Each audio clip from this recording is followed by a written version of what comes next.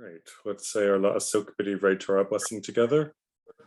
Baruch atah Adonai Eloheinu melech haolam asher asher kiddushanu b'mitzvotav v'tzivanu la'asok b'divrei Torah. Praise to you, Lord our God, rule of the universe, who has made us holy with your commandments and command us to busy ourselves with the words of Torah. Okay, here we go. So we start off with Ben Zoma, who said, who is wise? One who earns from everybody. Who is mighty? One who subdues their evil inclination. Who is rich? One who's happy with what they have. And who is honored? One who honors other people. Ben Azai said, do everything that you're supposed to do. Who are you to judge if it's an important thing or not an important thing? Doing good things leads to doing more good things and making good choices, and making poor choices leads to making more poor choices. Ben, as I also used to say, be kind to everybody and think well of everybody and everything, because everybody has their moment, everything has its place, and you never know when it's going to come up. Rabbi Levitas said, don't be so full of yourself, you're not getting out of life alive. And Rabbi Yochanan ben Baroka said that if you think that you're making a wrong choice in secret, it's going to come out and then you're going to get in trouble. And he said this before they had cell phones to record everything secretly. Rabbi Ishmael, the son of Rabbi Yochanan, not the famous Rabbi Ishmael, another Rabbi Ishmael, said that if you learn in order to teach, then you get the chance to learn and teach. But if you learn in order to do, you get the opportunity to learn and to teach and to do. Rabbi Tzadok said, don't go into Torah learning with the goal of becoming a great person. It happens by the way that that things are good for you because of your Torah learning, fine, but don't go into it with that goal. Rabbi Yossi said, if you honor the Torah, you'll be honored by others. If you dishonor the Torah, people are probably not going to want to have so much to do with you, or at least not think so well of you. Rabbi Ishmael, the son of Rabbi Yossi, not to be confused with the Rabbi Ishmael, the son of Rabbi Yochanan, or the Rabbi Ishmael, the son of Elisha, who's the famous one, said that if you refrain from judgment or judging, then you don't have to worry about enmity, robbery, and false swearing. But if you take the judicial process lightly, whether as a judge or a judgee, then you are foolish, wicked, and arrogant. Mm-hmm. Same guy also used to say that if you're making decisions in a group of three, well, make decisions in consultation with others, and when you consult with others, don't try to force everybody to see your way of thing, and can be open to the possibility that maybe you're wrong. Rabbi Jonathan said that if you are able to focus on the Torah and important things when you are having a hard time in life, then when things are going well for you, your priorities will still be straight. But if you can't find the time to study Torah and have your priorities straight when things are going well for you, then when things are not going well for you, you're even less likely to be able to have the time for important things. Rabbi Meir said, have some business, also study Torah, do a balancing act. Again, be humble. Like the other guy said, you're just going to die eventually anyway. And if your priorities aren't straight, then you'll find lots of people who will be happy to distract you. But if you labor at studying Torah, there's much reward that you're going to get, whether that be intellectual or social or a wide variety of possible rewards that you might get. And hopefully these rewards are coming to all of you because you bothered to show up on Monday nights. All right, Rabbi Eliezer ben Jacob says, if you do one thing right, then you get a character witness for yourself. And if you do one thing wrong, you get a character accuser for yourself. And truly repenting and making good and doing good deeds might help you have a reduced punishment should that come up. Yochanan Hassandler, also rabbi, said that assemblies which are for the purpose of serving God will endure, and assemblies which are not for the sake of heaven will not endure in the end. Rabbi Elazar ben Shamua said, let the dignity of your student be as dear to you as your own, and the dignity of your colleague be like your reverence for your teacher, and the reverence for your teacher should be like the reverence that you have for God. Rabbi Judah said, be careful when you study, because if you mess up when you teach, which would be one translation of what he said, then people might think that you did that on purpose. Rabbi Shimon Bar Yochai said, there are three crowns of Torah. Sorry, there are three crowns. The crown of Torah, the crown of priesthood, and the crown of royalty. But the crown of a good name, that's even better than all of them. Or as Shakespeare said, reputation, reputation, reputation. All right, Rabbi Nehorai said, this is the last one before we get to today's new text, that you should go to where Torah is. Don't say Torah will come to you. And learning with other people will help you understand things better. Rabbi Nehorai would indubitably approve of Zoom, because our gathering tonight, we've got at least 4 states represented, if not more. And so you are all going to Torah wherever you are. So good job. All right, with that, we get Pirkei Avot 415, or some say 419, depends on your numbering system that you're using. Carol Flank, would you please read this text?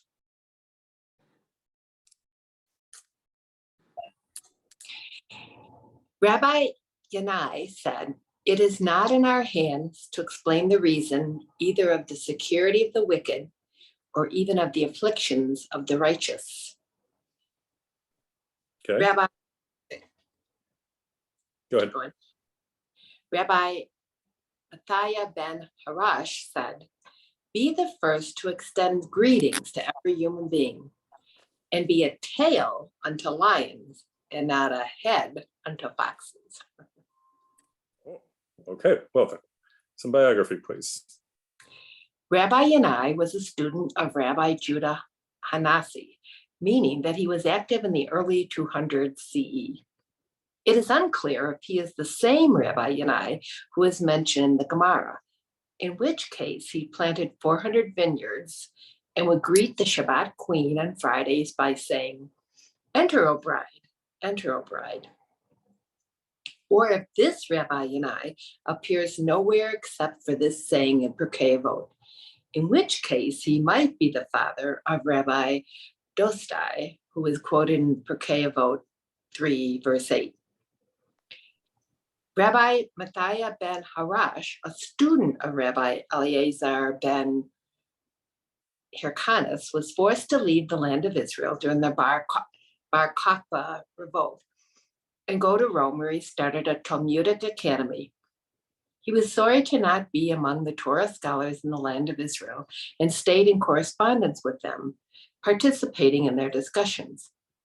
He also declared that it was obligatory to feed somebody on Yom Kippur if it would save their life.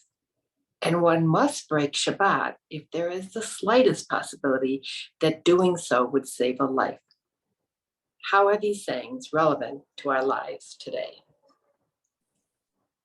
Okay, thank you.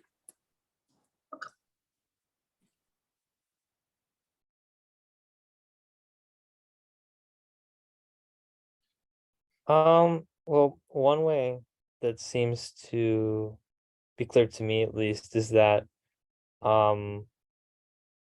at least the way it seems to appear in its most not literal but obvious reading, I guess, is that it's sort of a warning against theodicy to a certain extent. Maybe the author of the saying is telling people to focus less about that and more on other things and other aspects of life. Perhaps because the question itself might be not problematic, but it may not be practically useful, perhaps. It seems to be implied where it says that it's not in our hands to explain the reason, and it continues. So that's maybe what I think is this advice here. It seems to be trying to tell us to not focus about that stuff and maybe focus on some other issue instead in our lives.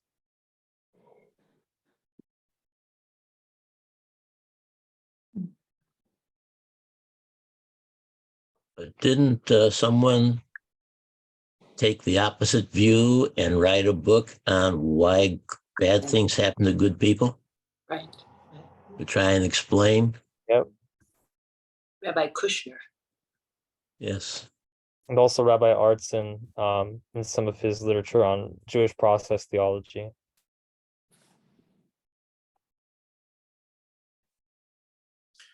Point of clarification. It's when bad things happen to good people, not why bad things happen to good people. I was confused about that too for a long time.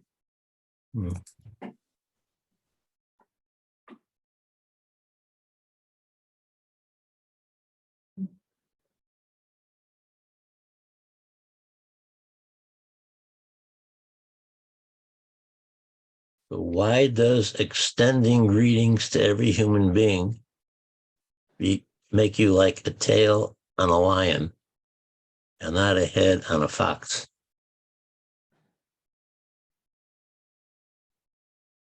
Actually, what I see there is being the first to extend greetings. Being the first to extend greetings is reaching out and pulling other people towards you, as opposed to forcing them to come to you.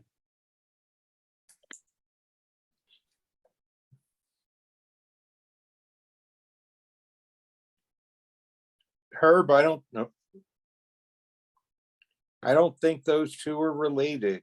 There is a semicolon there. They're two independent thoughts.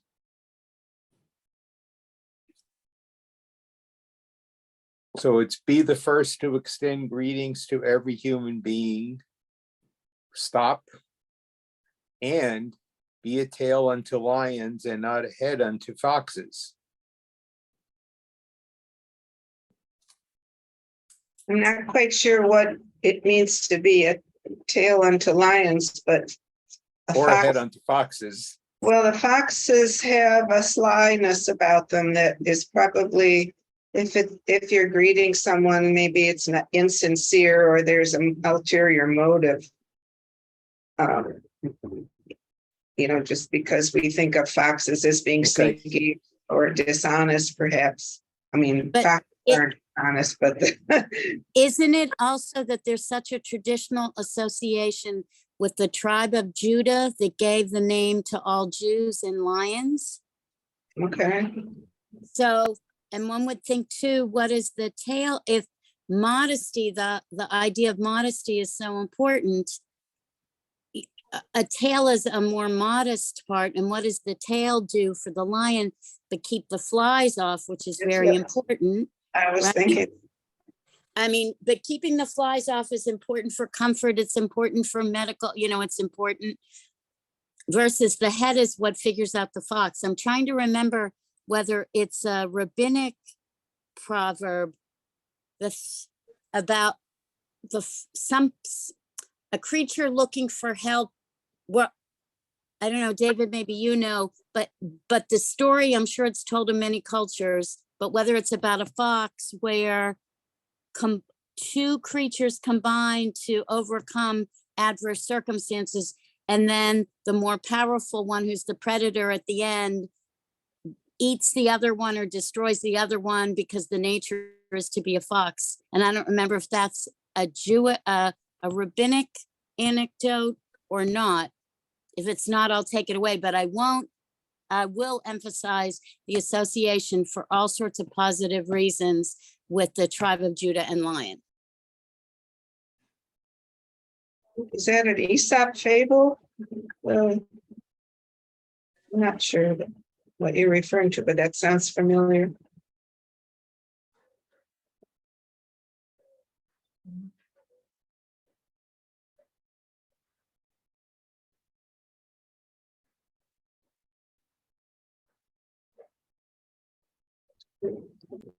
I'll see what I can find out about that, about whether there's a Jewish tale that goes that direction.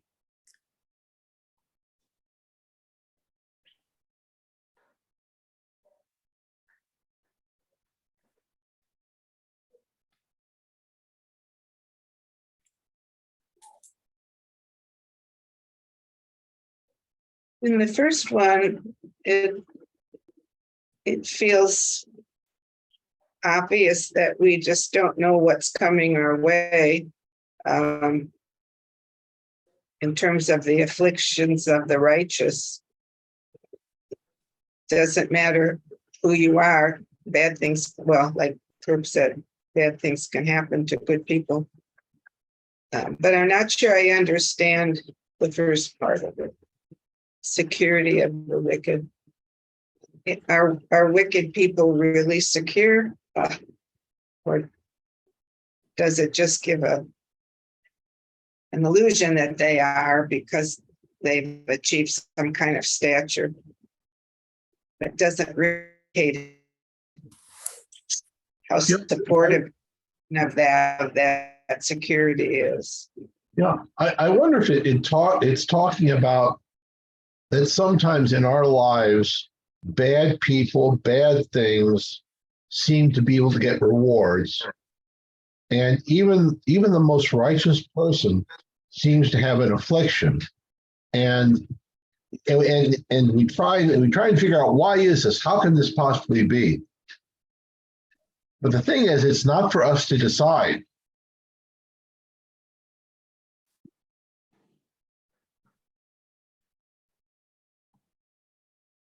And sometimes if we try to decide, sometimes we'll make the wrong decision without trying to decide.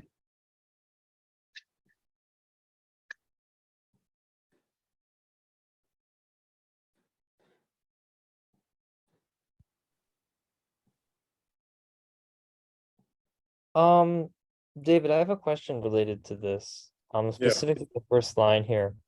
Since I know of statements that in rabbinic literature that imply that the opposite of this is fine, that doing theodicy is fine. So was there like a dispute between the early stages about whether or not doing theodicy was like a bad thing or not? Like trying to answer this question here.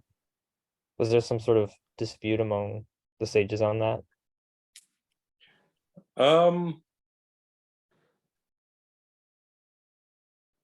Probably.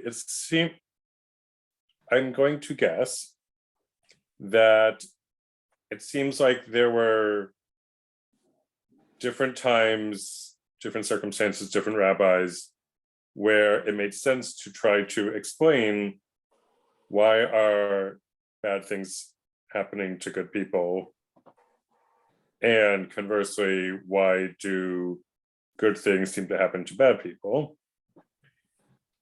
And other times, circumstances and people where it did not seem like a good explanation was coming, and so the response was, we don't know, we got to trust that God knows what God's doing on this one.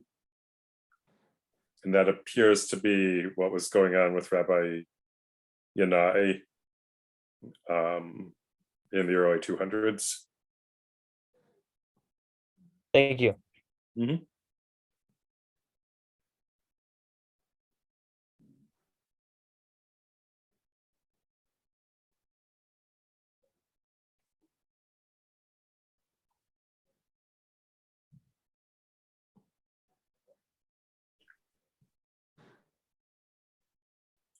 how would your life be different if you implemented the idea of being the first to extend greetings to everybody?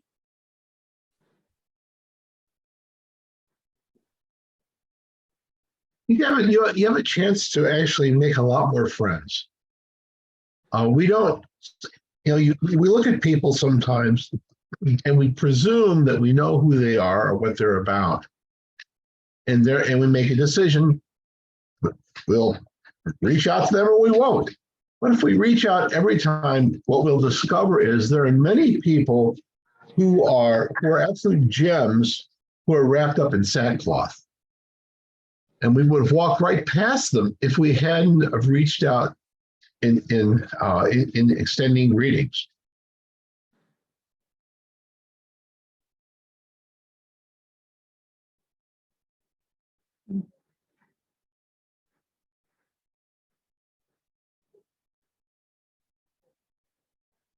David, and following up on what was just said by Frank, is your question how it might benefit you in the world that we live in to be extending the greetings? And do you think that Rabbi Mattia ben Harash is then? Are you suggesting that the rabbi who says this is giving this as prudent advice of how to live prudently, a prudent advice, or is he talking about obligations that you have and how your nobility as a human being calls you to be humble among the lions, say, or that's the second half of it. But I mean, sometimes they seem to be giving advice, like practical advice, and sometimes they seem to be telling you how you ought to live, even when it doesn't go well for you. So we always get back to that, of course. That's the theodicy question that Gabriel raised about, if I understood him, that about the justice of the world. So I think what you're asking, Phil, if I hear you correctly, don't tell me if I don't, is Rabbi Mattia ben Harash giving prescriptive advice, or is he making a descriptive statement about what you ought to be doing? Because that's how good people ought to behave, even if it might not benefit, even if there might be drawbacks. Is that what you're asking? Well, I'm not clear about which is about the word descriptive there, but the question of whether this is how you ought to behave, conduct yourself, or whether it's advice to that your lawyer might give you to get around in the world, regardless of what the higher aims might be in your life. I mean, there's a tension there. That's all I'm saying. I think if I understand that difference, if the rabbi thinks that it's good advice, then he thinks that there are benefits to this. And if he thinks that it is what you ought to do, then he thinks you ought to do it even if there are drawbacks to it. Is that what you are, the difference that you're suggesting and asking about? That's along the same line, yes. Yes. Okay, in that case, I'll turn the question back to everybody. Are there potential drawbacks to being the first to extend greetings to everybody? I think it depends on the setting. I mean, if you just walk down the street and greet everyone, they're going to think you're manic or, that's not, it can put you at risk depending on car and what setting you're in, I suppose. So that would be a drawback. I mean, there are many shy people who, if they try to reach out to someone else and then they're rebuffed, then they become even more shy. You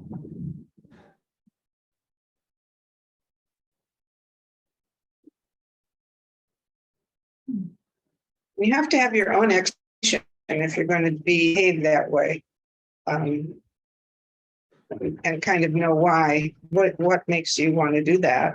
What do you hope to gain? Is it you just want to be good to others, make them feel better, or do you want to pull more people into your life? Actually, Carol, what comes to mind is my father knew no stranger. He said hello first to anybody and everybody.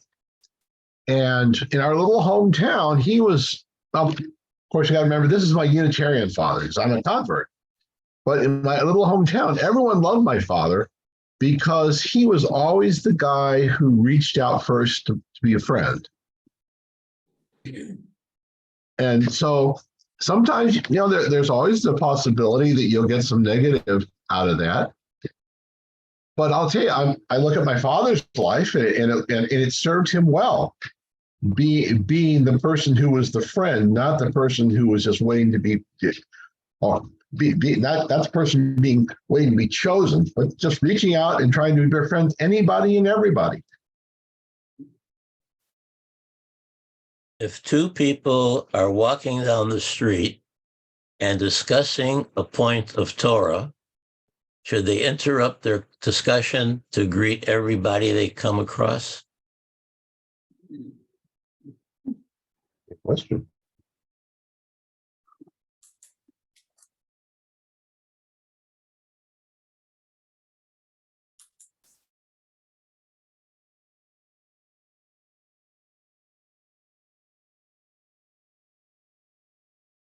Would it offend other people around them if they didn't?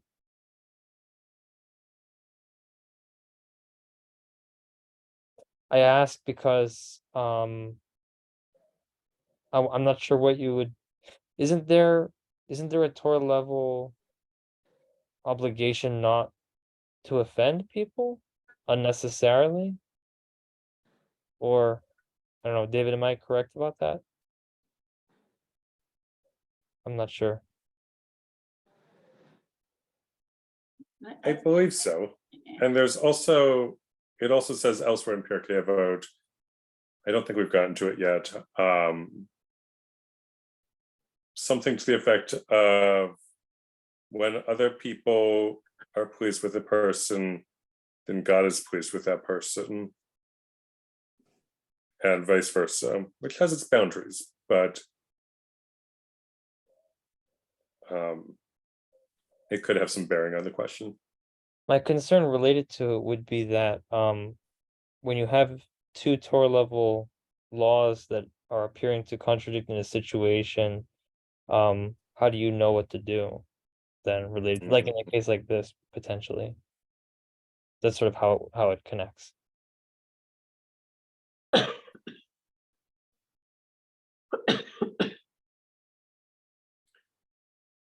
So I think the question of that I think maybe you raised a minute ago, would it offend others if they were not greeted, depends on the Jewish phrase minhag hamakom, custom of the place.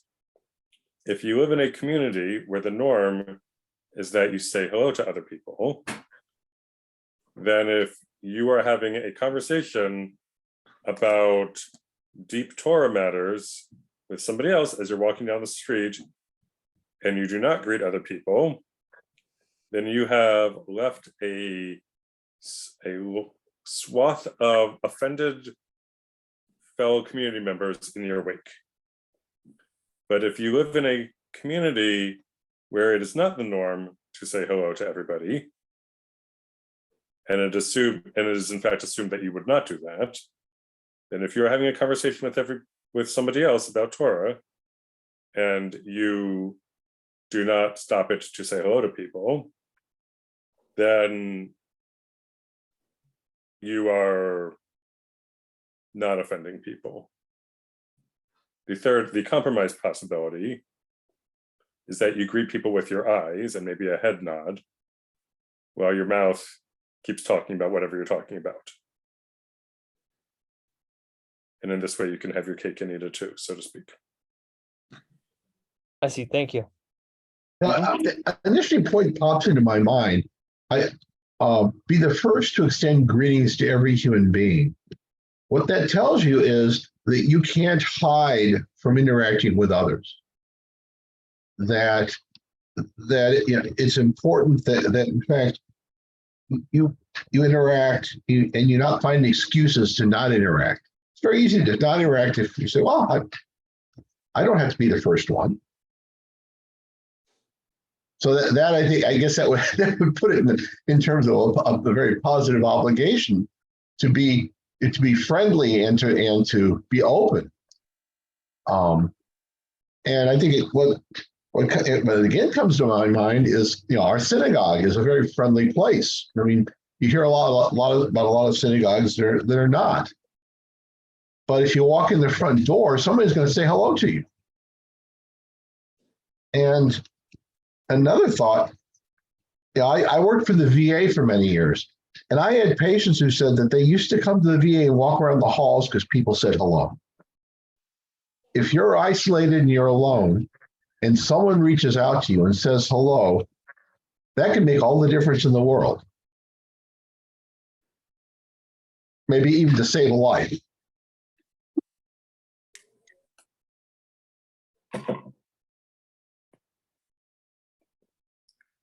Obviously, I'm arguing this point because this is what I do.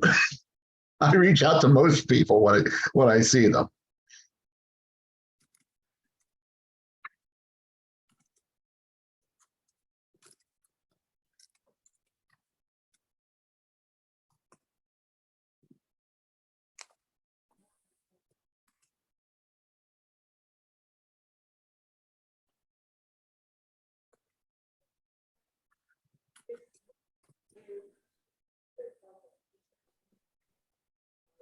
All right, let's talk about lions and foxes.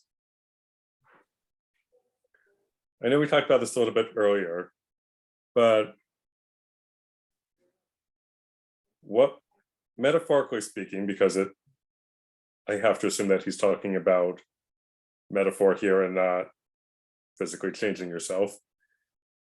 What would it mean to be a tail unto a lion versus being a head unto a fox, or the foxes?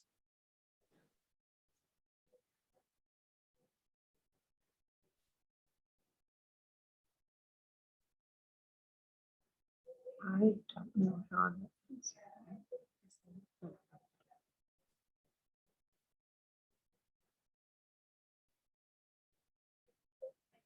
The tail is would be the last thing that someone would see if a lion head was the greeter. I don't. It's kind of a stretch there. I mean, I don't know why that would be something you'd aspire to be that. I mean, I don't know what, like we were saying before, the tail is good for chasing flies away and maybe maintaining some status quo in the air for the lion, but I don't know what. I'm not sure what other than that, with the tail of the lion, why that would be preferable to being the face of the lion who's greeting. It's, I mean, the face of the lion can be awesome and frightening. Maybe the tail is a little less awesome.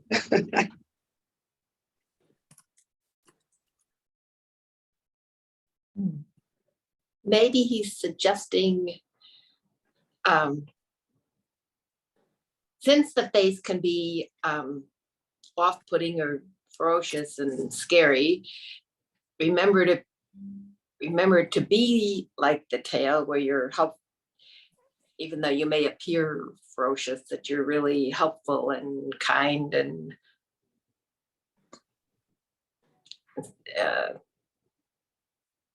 you're not so ferocious, or you're ferocious, but you have this kind streak too.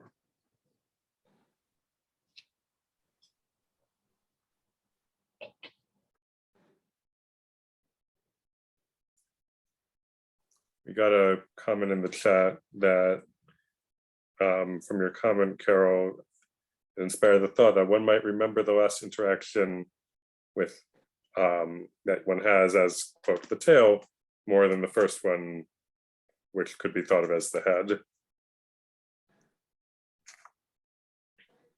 interesting, possibly.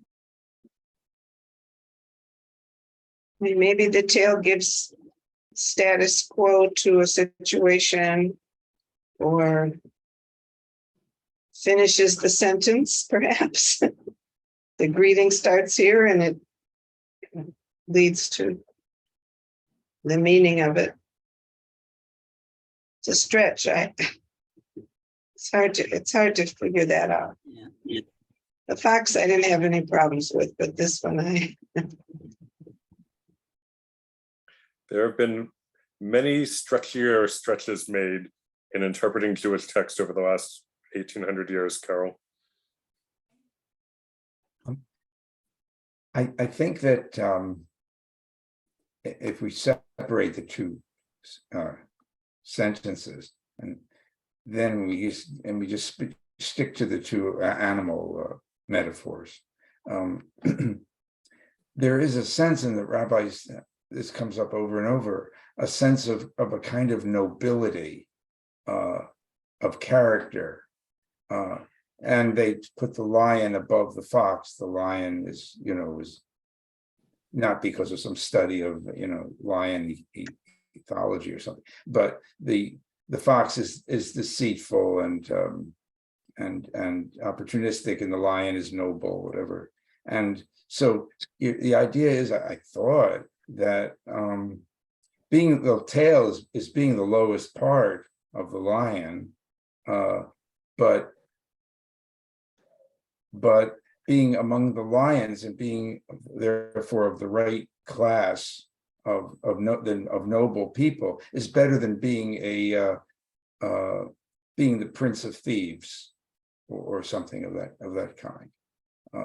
That's what they're saying. I don't know, but and it's a rather severe statement. You have to be, because you have to accept your humble position if that's what you are, the tail among the lions, and but realize in doing that there's a kind of aristocracy among these rabbis. I don't mean an ordering among them, but a sense of who are the better people, and they don't aspire to be a big fox.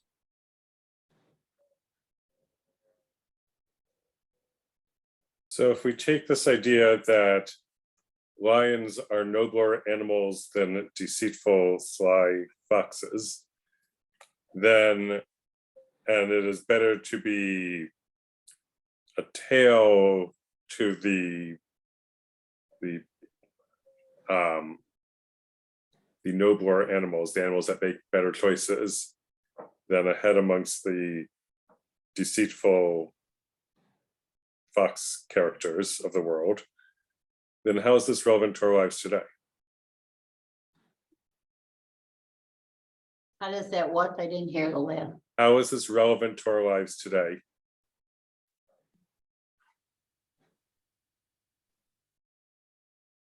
well, maybe if you take the picture of the lion and you have this large head, ferocious looking, but also strong with strength, and that's sort of a singular thing. But if you're at the tail of the lion and you're one of the larger group of tails, maybe you're meeting more people of your own kind, that not everyone can be the head of something. Some people have to be more people are at the lower end, and there's always leaders and there's followers. Mm-hmm. So if you think about trying to be maybe not a true leader, but at least in the group of followers where there's a larger group of people who you might relate to and be able to reach out to, who are more available, people who are more available to each other. So you're still part of the in crowd, but maybe not, just not the leader, but one of the helpful group. I also wonder if someone, of course, we don't know this, but somebody from that time when this was written how they would interpret it as opposed to the way a modern rabbi today would interpret it. I think it might be a different interpretation. What do you think, David? I mean, It's certainly possible. yeah, As a general statement, it is people interpret through their own experiences. right, and based on the times we're living in. Right. So part of why Pirkei Avot has continued to be relevant and printed in most Sidurim after the Shabbat Mincha section is because people find relevance in it and have for the last 1800 years, as opposed to the rest of the Mishnah and the Talmud, which is not printed in most Sidurim, because it is of interest to some, but it's harder to find personal meaning and relevance to your own life in most of the rest of the Mishnah and Talmud. Not impossible, but it is harder. David, isn't another reason it's in Sidurim because of the custom to study it for the counting the Omer week Shabbos afternoon? So then you have it in the Sidur? Yes. Yes, and when all of the Mishnah, if not Talmud, was available as a possible text to study, then the question becomes why this text in particular, and I'm going to posit that this text was more, I don't want to say accessible, but seemed like it might have something to say to anybody, because it is less specialized and content driven. David, that- there's a Yeah. excuse me, there's a footnote in the Schottenstein version of Ethics of the Fathers that says, it is better to be a follower of the righteous from whom you can learn than a leader of common people. All right. Wow. Wow.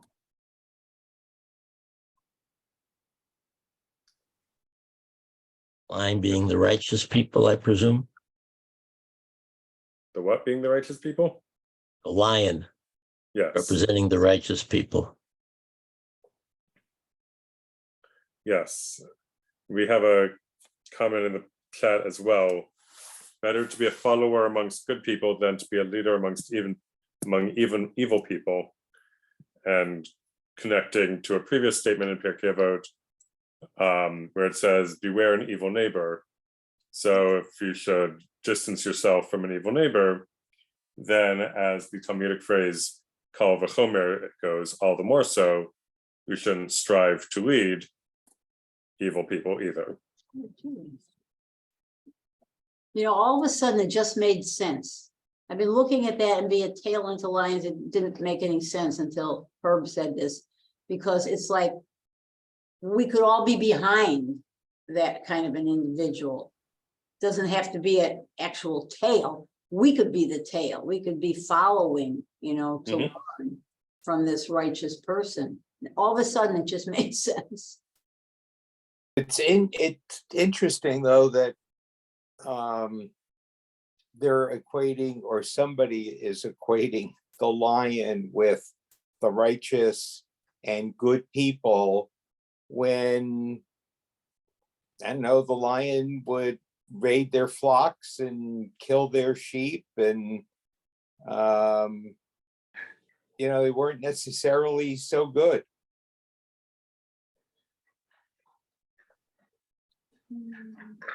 So it's hard to know what was in their heads. With respect to what was written about leading evil people, does that mean that someone should not try and lead evil people to be righteous?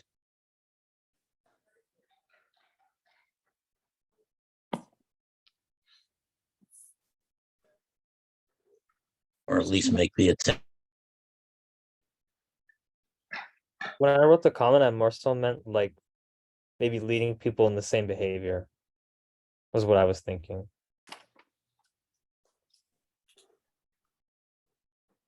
Or and just don't follow the fox by, the head, just don't follow him if that animal represents something that's not so good.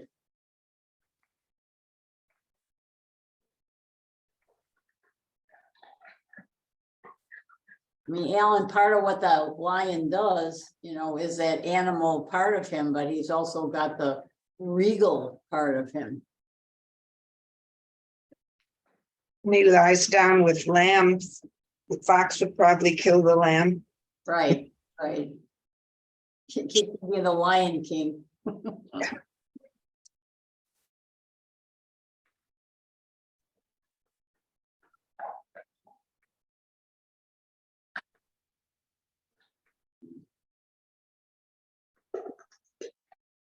I think that in most cultures, the fox has the reputation of being sneaky and going after small prey, Yes. whereas the lion is respected for its strength. And that I'm thinking back to the intersection between the figure of the lion and mythological figures in several cultures, possibly including a little bit in Judaism. And the lion is, for a leader to be compared to a lion is considered to be a compliment, whereas I think even in our own English slang language, we have all sorts of negative things that include the concept of the way a fox behaves. Right. It's interesting that they and we are, I hate to say it this way, lionizing the lion. But if we're lionizing the male lion, which I think we are, if I remember my animal behavior, the male lion is actually pretty lazy, and it's the female lion in the pride that actually goes out and gets food and takes care of the young. It's interesting. So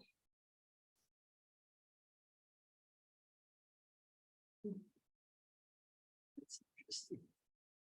So you're saying she's the Balabusta, right? Yeah, right. more than a balabusta. She's the boss.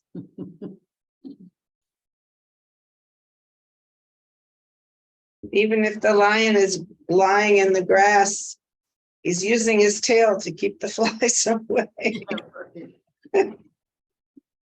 So he's working in that respect.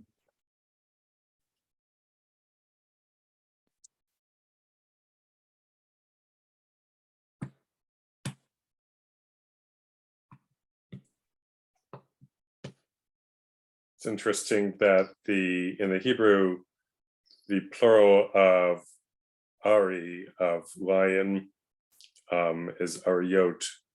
It's female lions. So it makes me wonder whether that has anything to do with the intersection of the nobilization of the lion and the recognition that it's the female lions that, as you said, Alan, are doing all the work. All right, recognizing the time, I'm going to stop the recording.